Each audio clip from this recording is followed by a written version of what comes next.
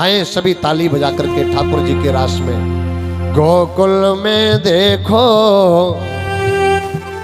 गोकुल में देखो, वृंदावन में देखो, मुरली बाजे रे, श्याम संग राधा नाचे रे, श्याम संग राधा नाचे रे।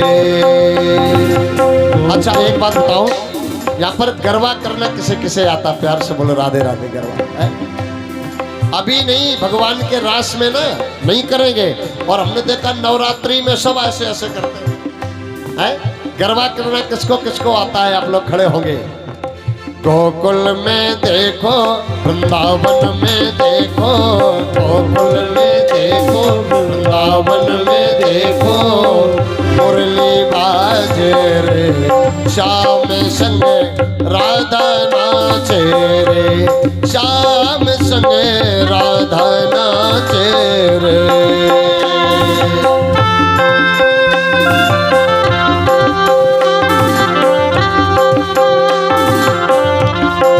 जय हो।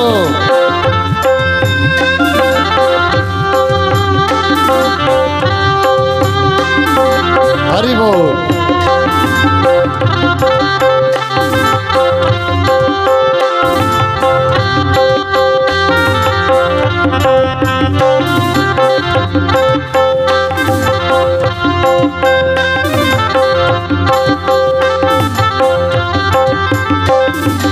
ऐसे कोई भी नहीं, दोनों हाथ ऊंचे करके ताली बजा करके। छम छम नाचे राधा रानी, सुन के मीठे मुरलिया। छम छम नाचे राधा रानी, सुनकर मीठी मुरलिया। छम छम नाचे राधा रानी, सुन के मीठे मुरलिया। छम छम नाचे राधा रानी, सुनकर मीठी मुरलिया।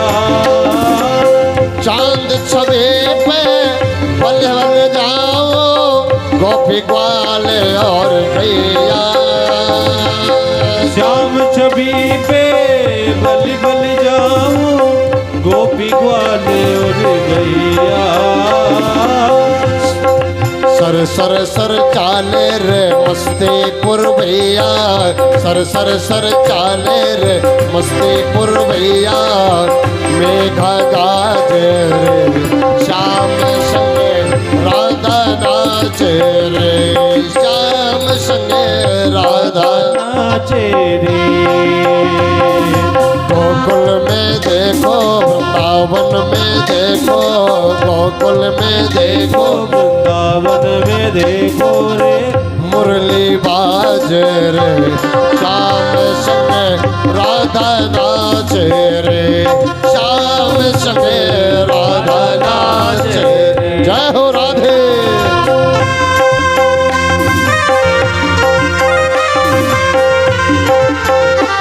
जय हो।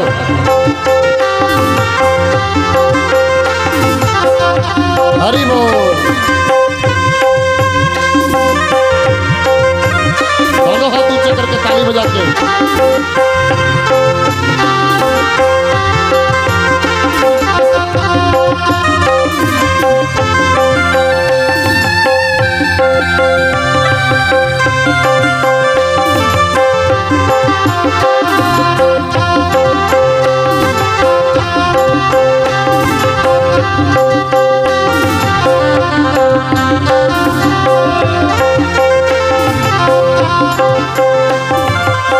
बंसी बटे पर यमुना तटे पर ताना रास रचाए। बंसी बटे पे यमुना तटे पे ताना रास रचाए। बंसी बटे पर यमुना तटे पर ताना रास रचाए। बंसी बटे पे यमुना तटे पे ताना रास रचाए। गोपी बनकर शंकर आए, गोपेश्वर कहलाए। शंकर आए गोपेश्वर कहलाए। यारे डम डम डम डमरू बाज काना की मुरली पे डम डम डम डमरू बजे काना की मुरली पे डम डम डम डमरू बाज काना की मुरली पे डम डम डम डमरू बजे काना की मुरली पे सब जग नाचे रे शाम संग मुरली बाजे रे शाम संग राधा नाचे रे। गोकुल में देखो वृंदावन में देखो गोकुल में देखो वृंदावन में देखो रे मुरली बाजे रे श्याम संग राधा नाचे रे श्याम संग राधा नाचे रे श्याम संग राधा नाचे रे श्याम संग। राधा नाचे। और क्या सभी लोग दोनों हाथ ऊंचे करके बोलेंगे एक स्वर से रास रचो है रास रचो है यमुना के नार देखो रास रचो है रास रचो है रास रचो है यमुना किनारे हरे रास रचो है रास रचो है रास रचो है यमुना के नार देखो रास रचो है रास रचो है रास रचो है यमुना किनारे हरे रास रचो है। अरे रास रचो है रास रचो है यमुना के नारे हरे रास रचो है रास रचो है रास रचो है यमुना के नारे प्रभु रास रचो है रास रचो है रास रचो है यमुना के नारे प्रभु रास रचो है रास रचो है रास रचो है यमुना के नारे प्रभु रास रचो है यमुना के नारे प्रभु रास रचो है यमुना के नारे प्रभु रास रचो। बोल रास रासेश्वर भगवान के वृंदावन बिहारी लाल की जय हो। भगवान श्री श्याम सुंदर ने गोपियों के साथ में बहुत ही प्यारा रास रचा।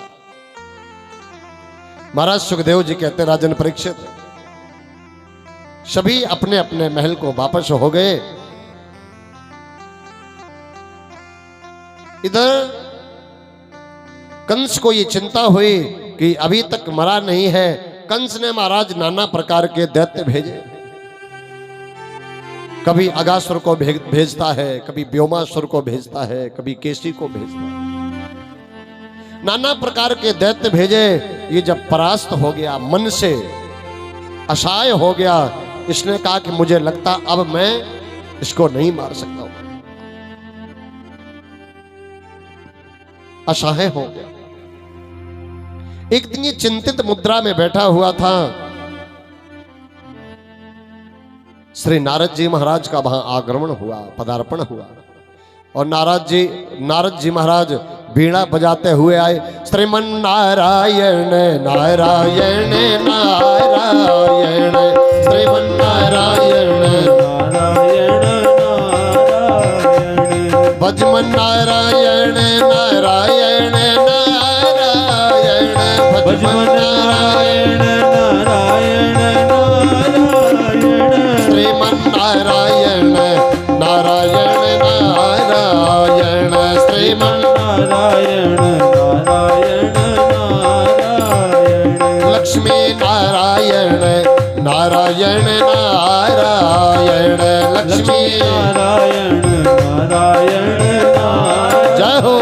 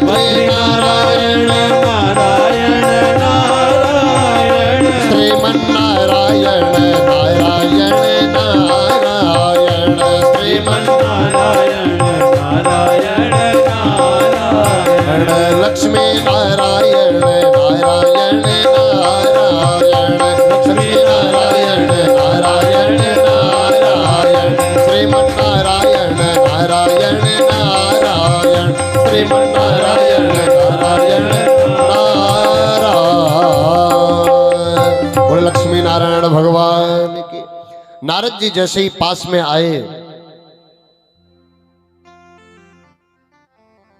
नारद जी जैसे ही आए, नारद जी ने देखा कंस को, ये उदास बैठा हुआ है। कंस से कहा कैसे उदास बैठे हो? कंस ने कहा मैं आश्चर्यचकित हूं, मैंने इतने दैत्यों को भेजा, अभी तक किसी ने भी वापस आकर के ये नहीं बताया कि कृष्ण काला है कि गोरा है कि मोटा है कि पतला है, किसी भी नहीं ना। क्यों? बोले जो भी वहां जाता है उसका गोविंदाय नमो नमः हो जाता है, कृष्ण वापस नहीं लौटने देता किसी को। तो नारद जी ने कहा एक काम करो, आपको एक उपाय मैं बताता हूं, आप धनुष यज्ञ का आयोजन करें और धनुष यज्ञ के आयोजन में कृष्ण को बलराम को दोनों को बुलाओ और वो धनुष यज्ञ में आएंगे। तो कंस बोला धनुष यज्ञ में आएंगे फिर मैं मार दूं? नारद जी बोले ये नहीं बताऊंगा, मारना या छोड़ना ये तुम्हारा काम है, हमने रास्ता बता दिया। बोलो गोविंद भगवान। कंस ने धनुष यज्ञ का आयोजन किया, अक्रूर जी को भेजा और अक्रूर जी के द्वारा नंद जी को आमंत्रित किया, नंद जी को आमंत्रित किया। अक्रूर जी जैसे ही वृंदावन में गए, सायंकालीन की वेला है, अक्रूर जी जैसे ही ब्रज में पहुंचे, भगवान बालकृष्ण प्रभु बलराम जी के साथ में गौवें चरा करके वापस आए। अलका बलियां लटक रही हैं, धूल के कण चेहरे पर, पसीने की बूंदें झलक रही हैं, भगवान की वो प्यारी छवि। अक्रूर जी दर्शन करके मंत्र मुग्ध हो गए। अक्रूर जी के चरणों में भगवान ने प्रणाम किया, चाचा प्रणाम, क्योंकि अक्रूर जी नंद जी के भाई लगते थे। अक्रूर जी ने हृदय से लगा लिया और भगवान श्री श्याम सुंदर गौओं को बांध करके अंदर चले गए। अक्रूर जी ने नंद जी को बताया कि दुष्ट कंस ने कृष्ण और बलराम सहित तुम्हें मथुरा बुलाया है, मुझे लगता है इसकी मनसा ठीक नहीं है। अक्रूर जी दुखी हो गए। नंद जी ने जैसे ही सुना, नंद जी भी बहुत दुखी हो गए, नंद जी बहुत दुखी हो गए। भगवान श्री श्याम सुंदर जैसे अंदर गए, कृष्ण और बलराम, यशोदा मैया को अभी तक पता नहीं लगा था। जैसे ही नंद जी अंदर गए, नंद जी ने कहा अरे यशोदा, कृष्ण और बलराम को कल कंस ने मथुरा बुलाया है, यज्ञ का आयोजन किया है। यशोदा मैया तो घबरा गई, परेशान हो गई। यशोदा मैया जानती थी ये दुष्ट है, ये कुछ ना कुछ उत्पात करेगा। यशोदा मैया रोने लगी। रात्रि का समय हो गया, कन्हैया को भोजन करा दिया, दूध पिला दिया और सुला दिया।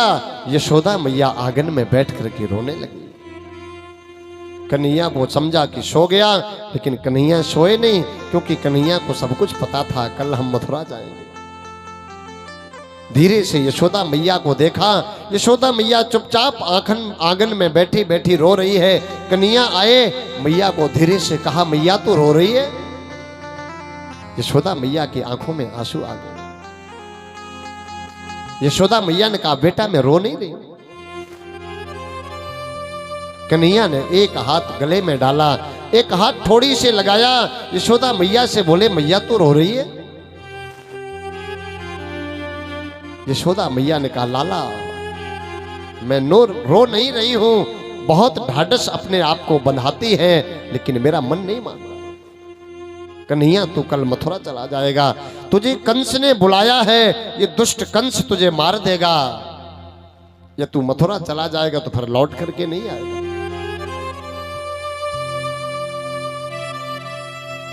मैया का विलाप देख करके कृष्ण का हृदय बदीर्ण हो गया। कृष्ण ने यशोदा मैया के दोनों नेत्रों को पोंछा और कहा मैया तू चिंता मत कर, ये लाला तेरे से कभी अलग होने वाला नहीं है, क्योंकि तेरा ऋण है।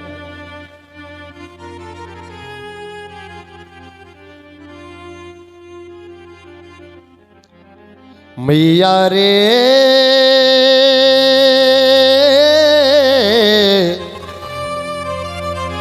तेरे ऋण से उरण हम नाई, तेरे ऋण से उरण हम नाई,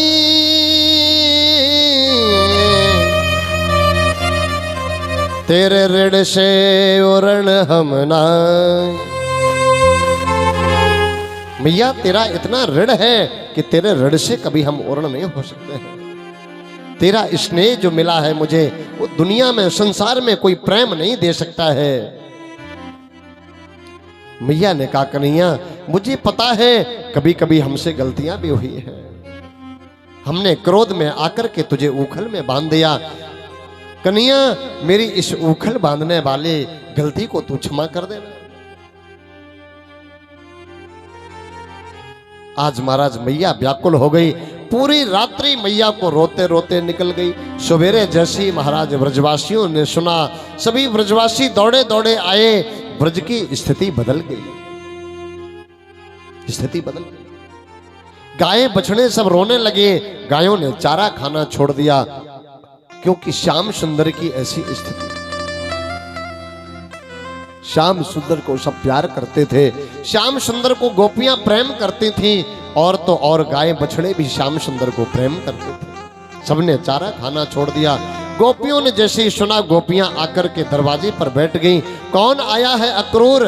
ये अक्रूर नहीं, ये तो क्रूर है, मेरे प्राण लेने के लिए आया है, मेरे प्राण लेने के लिए। गोपियां दरवाजे पर आकर के बैठ गईं। गोपियों ने कहा श्याम सुंदर आप जा नहीं सकते हैं, अगर कोई तुम्हें लेने के लिए आया है तो मेरे प्राणों को पहले लेकर के जाएगा, उसके बाद तुम्हें ले जा सकता है।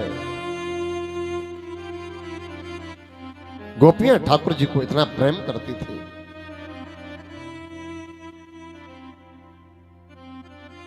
सभी गोप ग्वाल टकटकी लगा करके देखने लगे। रथ को सजाया गया और भगवान श्री कृष्ण और बलराम रथ में जैसे ही बैठे, सभी व्याकुल हो गए। किशोरी श्री राधा रानी भी रोने लगी। भगवान किशोरी जी के पास में गए और श्याम सुंदर ने समझाया, किशोरी जी आप भी अगर रोगी तो कौन चुप रहेगा? इस ब्रज के आंसू पहुंचने के लिए तो तुम बचोगी, मैं तो चला जाऊंगा, लेकिन तुम नहीं रोना। किशोरी जी ने कहा क्या करूं, आज मेरे से अलग हो रहे हो। कन्हैया ने कहा किशोरी जी सब जानते हैं, तुम जानती हो, मैं जानता हूं, तुम मेरे से कभी अलग नहीं हो सकती हो। कृष्ण प्रेममयी राधा, राधा प्रेममयो हरि। राधा और कृष्ण में कभी कोई भेद नहीं है, जैसे समुद्र से समुद्र की लहर कभी अलग नहीं हो सकती है, ऐसे किशोरी जी श्याम सुंदर से कभी अलग नहीं। श्री श्याम सुंदर का किशोरी जी का जब विवाह हुआ, कई जगह हमसे लोग ये प्रश्न करते हैं कि राधा रानी का कृष्ण से विवाह हुआ कि नहीं हुआ। कृष्ण का राधा रानी से विवाह हुआ है। वृंदावन में भांडील वन है, भांडील वन में राधा कृष्ण का विवाह हुआ। ब्रह्मा जी के द्वारा स्वयं ब्रह्मा जी ने राधा रानी का विवाह करवाया कृष्ण के साथ में। भांडील वन आज भी जो ब्रज दर्शन करने के लिए जाते हैं, ब्रज 84 कोस में भांडील वन पड़ता। प्यार से बोलो राधे राधे। जिन्होंने दर्शन किया होगा, उस भांडील वन की सबसे बड़ी विशेषता है, श्री जी की जब श्री जी का विवाह हुआ तो सभी देवी देवता वहां पर आए। सभी को जब श्री जी का प्रसाद बांटा गया तो वहां पर कुछ भी नहीं था, तो महाराज सभी ने दोना ले लिए। दोना मतलब जो वहां बड़े बड़े ढाक के पात थे, पत्ते ढाक के, वो अपने हाथ में ले लिए। तो भगवान की माया से वो ढाक के पत्ते वहां दोने आकार में बन गए। बोलो गोविंद भगवान, दोने जैसे बन गए। आज भी प्रभाव है कि आज भी जो ढाक वहां होते हैं, उससे मात्र 5 किलोमीटर पेड़ जो ढाक के वो सीधे पत्ते हैं, लेकिन भांडील वन में जो ढाक के पत्ते वो दोना आकार के आज भी होते हैं, आज भी होते हैं। क्योंकि श्री जी का विवाह भगवान श्री कृष्ण के साथ में भांडील वन में हुआ, ब्रह्मा जी ने स्वयं करवाया।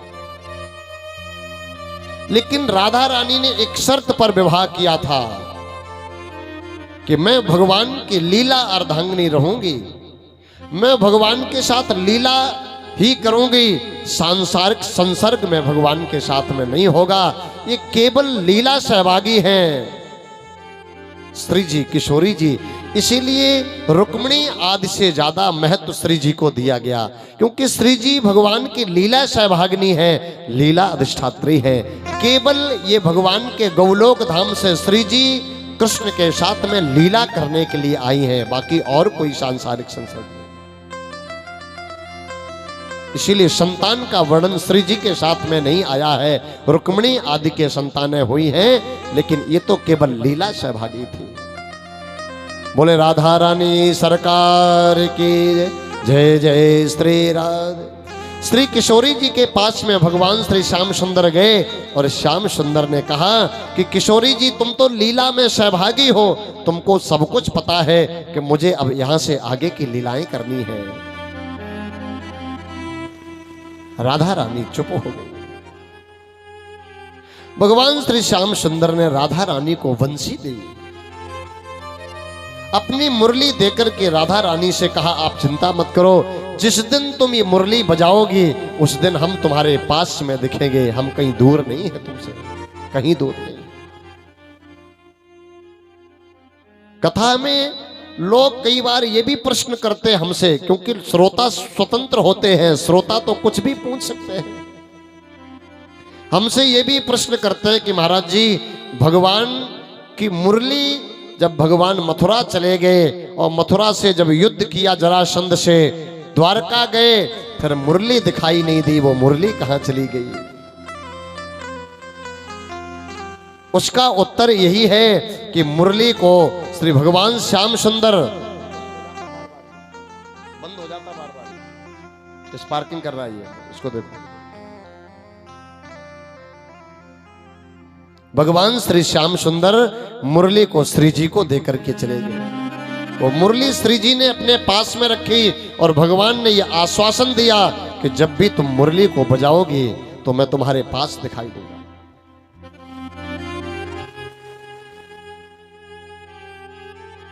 आज सभी रोने लगे।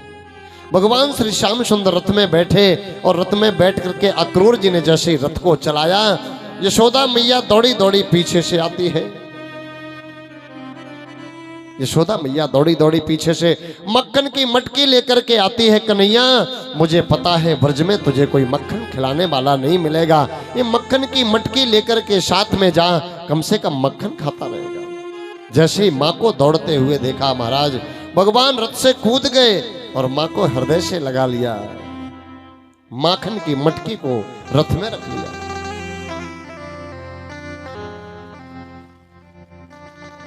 जैसे ही माखन की मटकी को रखा, भगवान ने कहा मैया अब ज्यादा नहीं रोना है, क्योंकि मुझे मथुरा जाना है। कृष्ण लेते हैं ब्रज से विदाई के मैया मुझे याद ना करे। कृष्ण लेते हैं ब्रज से विदाई की मैया मुझे याद ना करे। कृष्ण लेते हैं ब्रज से विदाई के मैया मुझे याद ना करे। कृष्ण लेते हैं ब्रज से विदाई की मैया मुझे याद ना करे। मेरे माँ, मेरे माँ, मेरे माँ, मेरी माँ, ओ मेरी माँ, मेरी माँ, मेरी माँ, मेरी माँ।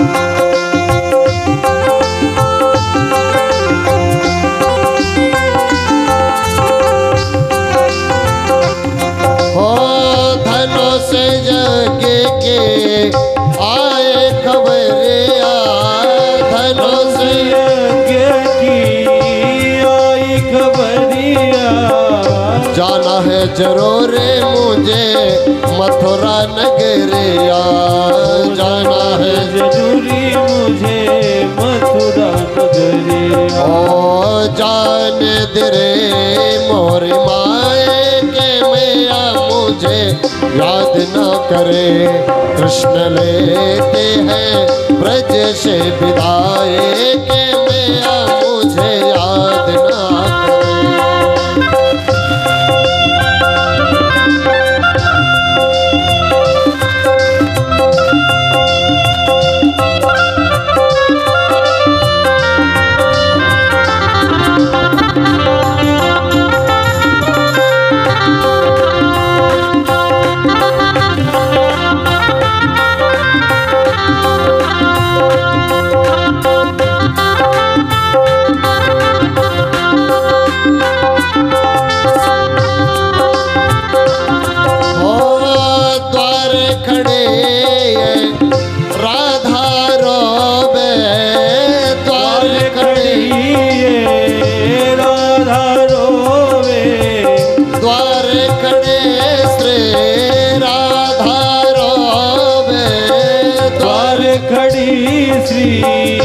राधा रोवे, रथ को पकड़ के मैया रोवे, रथ को पकड़ के मैया रोवे, ओ रथ को पकड़ के मैया रोवे, रथ को पकड़ के मैया रोवे, हमें सह न सकेंगे जुदाई कि मैया मुझे याद ना करे, हमें सह न सकेंगे जुदाई कि मैया मोहे याद ना करे, मेरे माँ,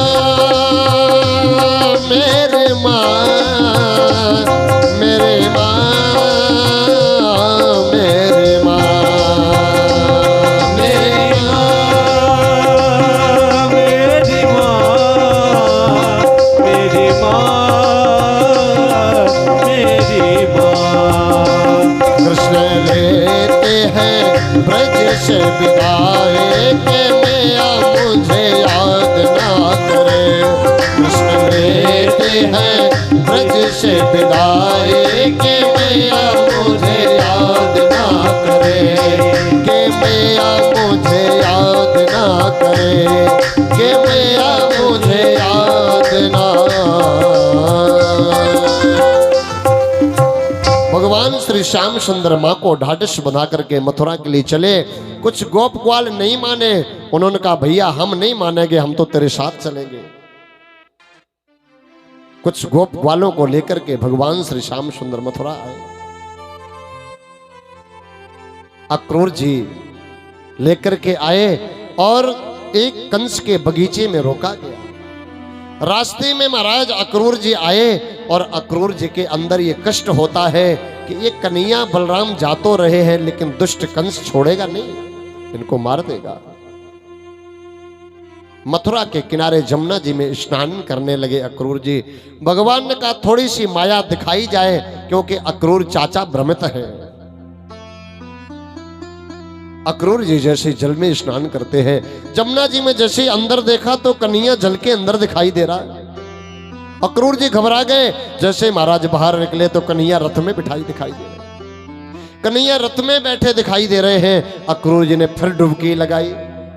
जैसे ही फिर डुबकी लगाई तो कन्हैया अंदर दिखाई दे रहे हैं। तीसरी बार जैसे डुबकी लगाई अक्रूर जी ने तो कन्हैया चतुर्भुज भगवान के रूप में दिखा दिए। बोले चतुर्भुज भगवान के। सभी महाराज बड़े बड़े ऋषि मुनि देवता उनकी सेवा कर रहे हैं। चतुर्भुज रूप से भगवान जल के अंदर दिखाई दिए। अक्रूर चाचा का मोह भंग हो गया। अक्रूर ने कहा लाखों कंस ऐसे इनके पीछे पड़े रहे, कभी कोई इनको मारने वाला नहीं है, क्योंकि ये तो साक्षात ब्रह्म है। अक्रूर जी जल से बाहर निकल करके आए, भगवान के चरणों में साष्टांग प्रणाम किए। भगवान ने चाचा अक्रूर को उठाया, क्या कर रहे हो आप? चाचा हो मैं भतीजा हूं। अक्रूर जी ने कहा आप किसी के चाचा फूफा काका नहीं हो, तुम तो साक्षात जगत नियंता जगदाधार सर्वेश्वर सर्वात्मा ब्रह्म हो, साक्षात ब्रह्म हो। अक्रूर जी का मोह दूर हुआ। अक्रूर जी समझ गए कि इनको कोई नहीं मार सकता है, ये तो भूमि का भार हटाने के लिए आए हैं। बगीचे में रोका गया। सायंकालीन का समय था। कन्हैया बलराम ने कहा दाऊ दादा, नंद बाबा से कहा मुझे मेरा मन कर रहा है मैं ब्रज में घूम के थोड़ा मथुरा में घूम करके आऊं। नंद बाबा ने कहा लाला देख घूमने तो जाएगा लेकिन संभल के जाना, ज्यादा शैतानी नहीं करना, उत्पात नहीं करना है। कन्हैया ने कहा बाबा कैसी बात कर रहे हो, हम तो जलेबी से ज्यादा सीधे, हम तो उत्पात करे ही नहीं। प्यार से बोलो राधे राधे, हम तो बहुत सीधे साधे हैं। नंद बाबा ने कहा वो तो पता है कितने सीधे हो, कितने सीधे हो। सभी ग्वाल बाल को लेकर के भगवान गए। देखो कन्हैया लीला पुरुषोत्तम है, नटखट है, हैं? कन्हैया नटखट। राम जी से नहीं कहना पड़ा कि तुम संभल के जाना, क्योंकि वो जानते थे राम मर्यादा पुरुषोत्तम है, कन्हैया लीला पुरुषोत्तम है। ये गए और आगे जाकर के महाराज एक कपड़ा धोने वाला धोबी मिला। सभी गोप ग्वालों के साथ में थे, सभी गोप ग्वालों के साथ। इन्होंने उससे कहा, जो कपड़ा धोने वाला धोबी था, उससे कहा मामा जी राम राम। वो धोबी तो नाराज हो गया, कपड़ा धोने वाला जो व्यक्ति था वो नाराज हो गया। उसने कहा मामा कह रहे हो? ब्रज में गाय चराने वाले अनपढ़ गोपी ग्वाल वाल हमसे मामा कह रहे हो? मेरी बहन तेरे बाप के लिए है? वो नाराज हो गया, मेरी बहन तेरे बाप के लिए है। कन्हैया ने कहा ननिहाल में तो हर व्यक्ति मामा ही होता। प्यार से बोलो राधे राधे। सब मामा ही होते। युवा जितनी बहनें होती सब मौसी लगती हैं, और सब जितने युवा भाई होते हैं सब मामा लगते हैं, बुजुर्ग सब नाना लगते हैं, तो तुम मामा ही हो। क्या कहूं? नाराज हो गया, गालियां देने लगा। अब तो महाराज श्रीदामा मनसुखा साथ में थे। श्रीदामा मनसुखा ने कहा लाला जी कुछ ज्यादा ही बोल रहे हो, तो थोड़े पूतना वाले हाथ दिखाए दे, थोड़े पूतना वाले हाथ। भगवान ने जैसे ही महाराज एक थप्पड़ उसके मारा, उसका सर धड़ से अलग हो गया। बोल गोविंद भगवान। जैसे ही सर धड़ से अलग हुआ, बाकी के कपड़े धोने वाले महाराज पोटली डाल डाल करके भाग खड़े हुए, चिल्लाने लगे अरे भैया भागो भागो, ये पूतना को मारवे वालों आ गए। बोलो गोविंद भगवान। पूतना के मारवे वालों आ गए। कन्हैया ने सबसे कहा अब क्यों खड़े हो, कपड़े बढ़िया बढ़िया राजसी वस्त्र पहन लो। सभी ने महाराज बढ़िया बढ़िया वस्त्र पहन लिए। जब वस्त्र पहन लिए तो अब तो वो राजा के वस्त्र थे, कंस के वस्त्र थे। ये गोप ग्वाल तो महाराज ऐसे वस्त्र झम्मड़ झाल हो गए। एक ग्वाल बोला भैया लाला जी गलत बात है, अगर मोको पहले पतो हो तो कि तू अपनी ननिहाल में जा रहा है तो मैं बढ़िया कपड़े तो पहन के आ जाता। हम तो गाय चराने वाले ही कपड़े पहन के आ गए। कन्हैया ने ये कंस वाले कपड़े पहना दिए। अब तो महाराज बिना झाड़ू के रोड पे झाड़ू सा लगता जा रहा है, बिना झाड़ू के सब झम्मड़ झाल पहन करके जा रहे हैं। श्रीदामा कन्हैया से बोला लाला कपड़े तो बढ़िया पर बात ना बनी, गड़बड़ है गई। बोले क्यों? बोले तो महाराज रोड पे झाड़ू जैसा लग रहा है। कन्हैया ने कहा चिंता मत करो आगे कोई मिलेगा। एक दर्जी मिला। कन्हैया ने कहा मामा जी राम राम। दर्जी ने राम राम किया। क्या आदेश है? कन्हैया ने कहा मेरे जो गोप ग्वालों के कपड़े ठीक कर दो। उसने तुरंत मशीन लगाई और मशीन लगा करके कपड़े बढ़िया चकाचक अच्छे बना दिए। भगवान श्याम सुंदर ने कहा कि आपने मेरे ग्वाल वालों की सेवा की, कुछ वरदान मांग लो। ये तो घबराने लगा। कपड़ा सिलने वाला दर्जी घबराने लगा, कहीं धोबी वाला वरदान न मिल जाए। बोलो गोविंद भगवान की जय। धोबी वाला क्योंकि अभी काम होके आया पीछे। वो बोला, दर्जी बोला मुझे कुछ नहीं चाहिए, बस आपकी कृपा बनी रहे। भगवान ने कहा नहीं कुछ तो लेना पड़ेगा। अब दर्जी घबरा गया, उसने समझा बस वही वरदान मिलेगा। दर्जी ने कुछ भी नहीं मांगा, फिर भी भगवान ने कह दिया कलयुग में तुम खूब फलोगे फूलोगे। बोलो गोविंद भगवान है। और सच बात है, अब अगर कोई सबसे ज्यादा फल फूल रहा है परीक्षित महाराज तो वो दर्जी है। प्यार से बोलो राधे राधे। वो दर्जी है। जितने का कपड़ा नहीं होता उससे ज्यादा सिलाई लग जाती है। और कहीं धोखे से अगर दूल्हे का सूट आ गया नंबर में महाराज, फिर तो कहना ही क्या है। दर्जी खूब फल फूल रहे। आगे भगवान बढ़े और भगवान ने आगे जाकर के देखा एक माली है, उससे माला भगवान ने गले में डलवाई। उसके आगे महाराज एक 3 जगह से टेढ़ी है, 3 जगह से टेढ़ी कुबरी है और वो आगे जा रही है। चंदन का कटोरा लिए हुए कंस के दरबार में चंदन लगाती थी। एक ग्वाल बोला लाला भैया अब बस थोड़ी सी कमी और रह गई। बोले क्या? बोले ब्रजवासी के मस्तक पर अगर चंदन नहीं होता तो जमता नहीं। प्यार से बोलो राधे राधे। सच्चा ब्रजवासी वही होता महाराज, जाके माथे पे थापक थैया चंदन मिले खूब है, खूब चंदन मिले, सच्चा ब्रजवासी। भगवान बोले चिंता मत करो, वो कुबरी जो है आप लोग थोड़ा सा व्यवस्थित हो जाए है ना, हल्का से या तो आगे आ जाओ और नहीं तो साइड से जगह पड़ी, आप लोग आते जाएं आराम से बैठते जाएं। बोलो गोविंद भगवान की, बोलो वृंदावन बिहारी लाल की जय। हाँ, अब एक नियम भी होता है कि पाठशाला में जो क्लास में लेट पहुंचता है वो पर पीछे ही बैठता है। बोल गोविंद भगवान के। हाँ, साइड से आराम से जगह, आप लोग आराम से बैठते जाए, है ना। भगवान श्याम सुंदर ने कहा, सुंदरी जरा मेरे गोप ग्वालों को तिलक लगा दो। वो 3 जगह से टेढ़ी बिचारी जो स्त्री थी, कटोरा लेके जा रही थी। उसने सोचा कि आज तक मुझे किसी ने सुंदरी नहीं बोला। प्यार से बोलो राधे राधे। आज तक ये पहला कोई व्यक्ति आया है जो हमें सुंदरी बोल रहा है। नहीं तो लोग हमारा व्यंग करते थे, मेरा मजाक उड़ाते थे। ऐसा कौन आया है जिसने सुंदरी बोला।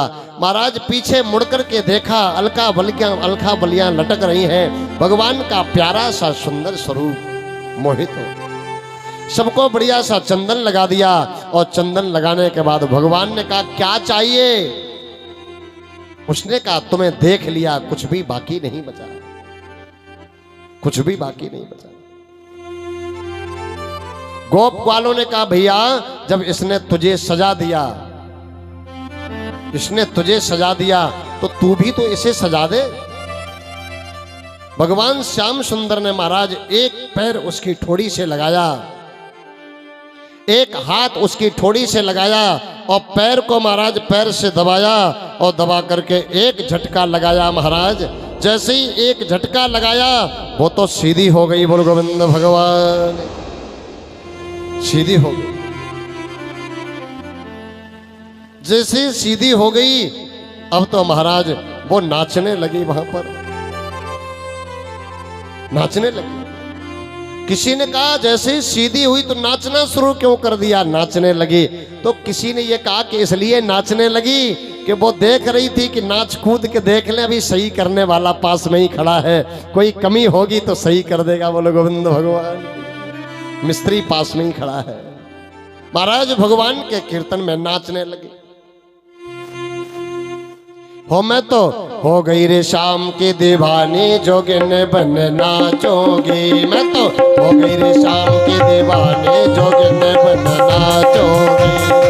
हो गई रे शाम की दीवानी, जोगिन बन नाचोगी। जोगिन बन नाचोगे, जोगिन बन नाचोगे, जोगिन बन नाचोगे।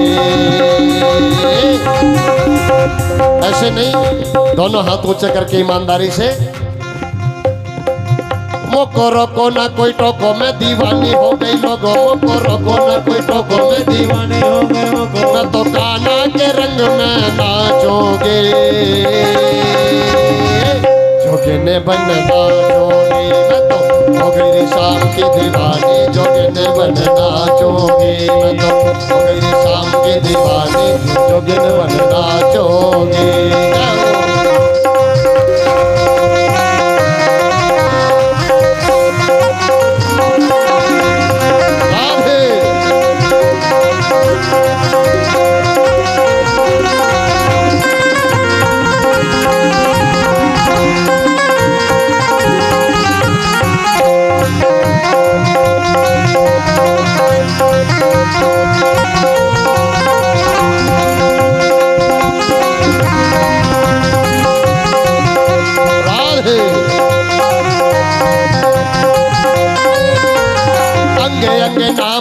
लिख दियो सांवरे, तेरी आराधना में नैन भये बावरे। अंगे अंगे नाम में लिख दियो सांवरे, तेरी आराधना में नैन भये बावरे। ओ अंगे अंगे नाम में लिख दियो सांवरे, तेरी आराधना में नैन भये बावरे। अंगे अंगे नाम में लिख दियो सांवरे, तेरी आराधना में नैन भये बावरे। अंगे अंगे नाम में लिख दियो सांवरे, तेरी आराधना में नैन भये बावरे। तेरी आराधना में नैन भये बावरे, तेरी आराधना में नैन भये बावरे। मोको रोको ना कोई टोको, मैं दीवानी हो गई लोगों। मोको रोको ना कोई टोको, मैं दीवानी हो गई। मैं तो कान्हा के रंग में राजोगे,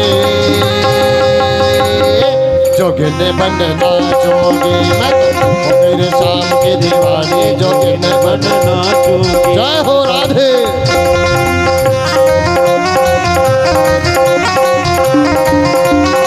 राधे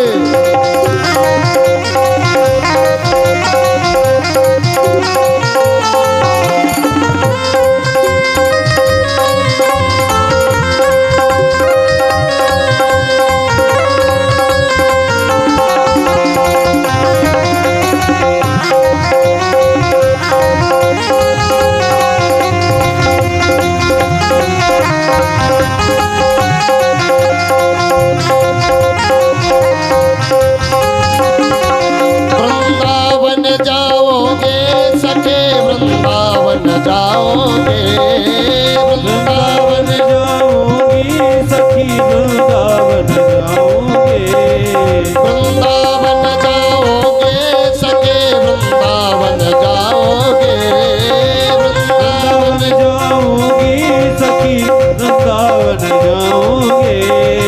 मेरे उठे मेरे उठे मेरे उठे बिरह की पीर सखी वृंदावन जाओगे, मेरे उठे विरह की पीर सखी वृंदावन जाओगे, मेरे उठे बिरह की पीर सखी वृंदावन जाओगे, मेरे उठे विरह की पीर सखी वृंदावन जाओगे। जय हो राधे।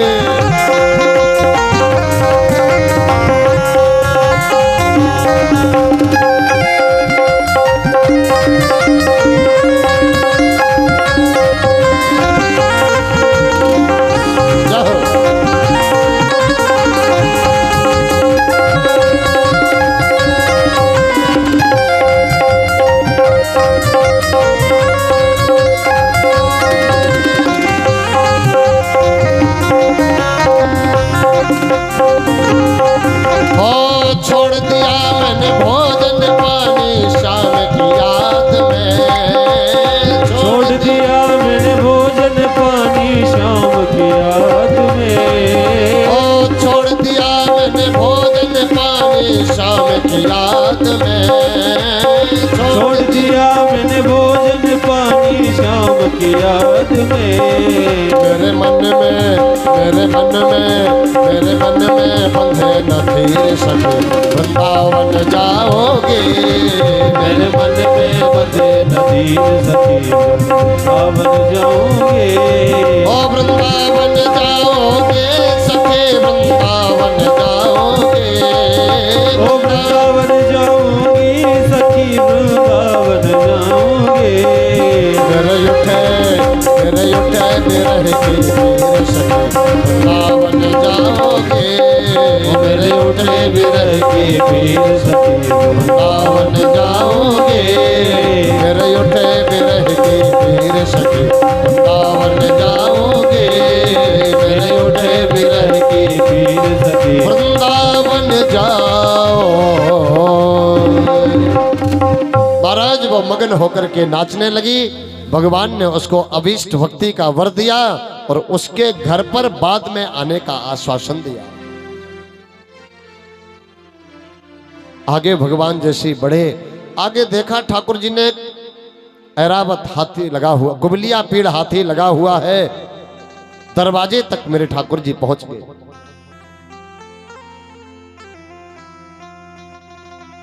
गुबलिया पीड़ हाथी जैसे लगा देखा कंस के दरबार में।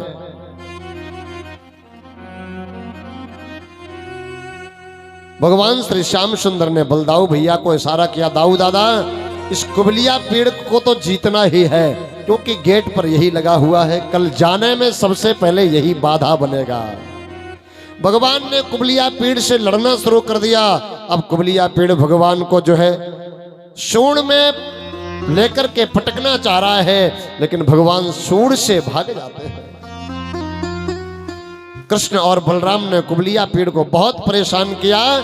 जब उसकी ताकत क्षीण हो गई तो भगवान ने उसकी सूंड पकड़ी और बलदाऊ जी ने पूंछ पकड़ी। दोनों ने आगे पीछे खींचा और कुबलिया पेड़ को उठा करके जमीन पर पटक दिया। बोलो गोविंद भगवान।